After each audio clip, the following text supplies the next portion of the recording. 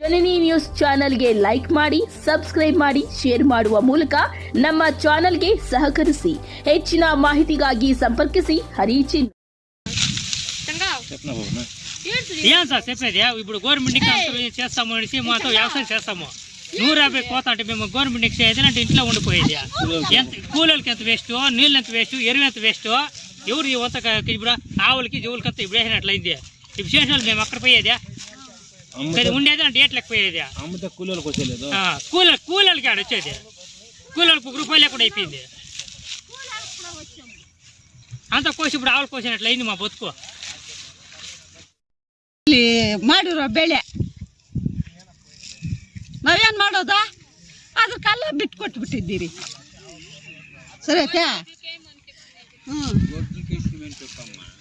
అది ఒడ్లు తెచ్చినాము దీనికంతా పంటలు పట్టుకొని చూపించి ఒడ్లకి ఎత్తుకొని వచ్చి చెల్లింది అది ధనాలు.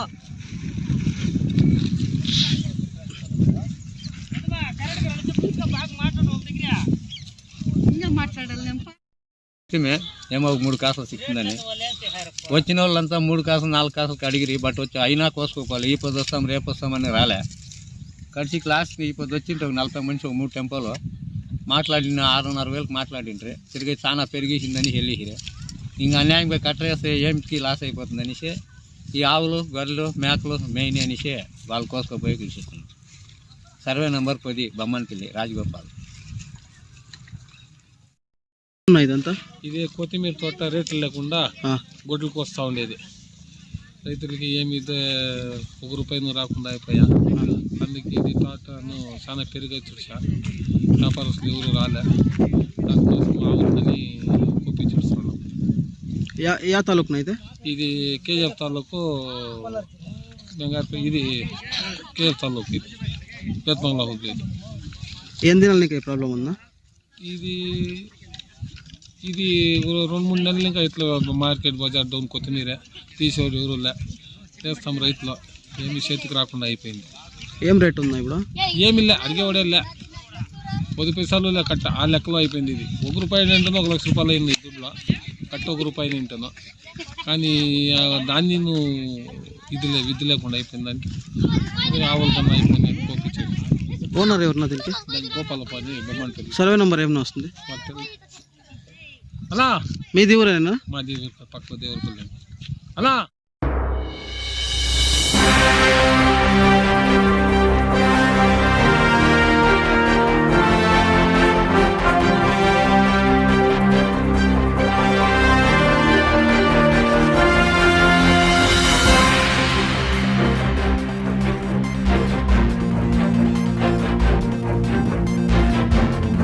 ಇದೆಲ್ಲ ಕೊಯ್ತಾ ಇರೋದು ಏನೋ ಕೆಟ್ಟಾಗ್ಯದೆ ಅಂತ ಕೊಯ್ತಾ ಇದ್ದೀರಿ.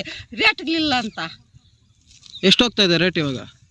ಎಷ್ಟು ಹೋಗ್ತಾ ಇದೆ? 10 ಇಲ್ದಿದ್ರೆ 5 ಹೋಗ್ತಾ ಇದೆ. ಇಲ್ಲಿ ಕಟಾವ್ ಮಾಡಿದ್ರೆ ನಿಮ್ಗೆ ವೇಸ್ಟ್ ಅಲ್ವಾ? ನಿಮ್ಗೆ ಬಂಡವಾಳ ಎಷ್ಟಾದ್ರೆ ನಾವೇನು ಮಾಡೋದ? ಗೌರ್ಮೆಂಟ್ ಎಲ್ಲ ಹಿಂಗೆ ಮಾಡಿದೆ.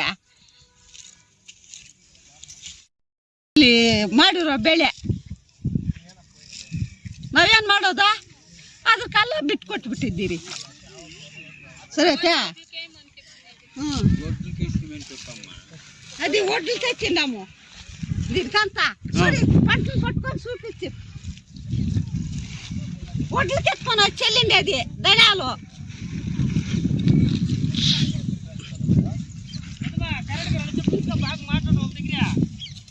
ఇంకా మాట్లాడాలి.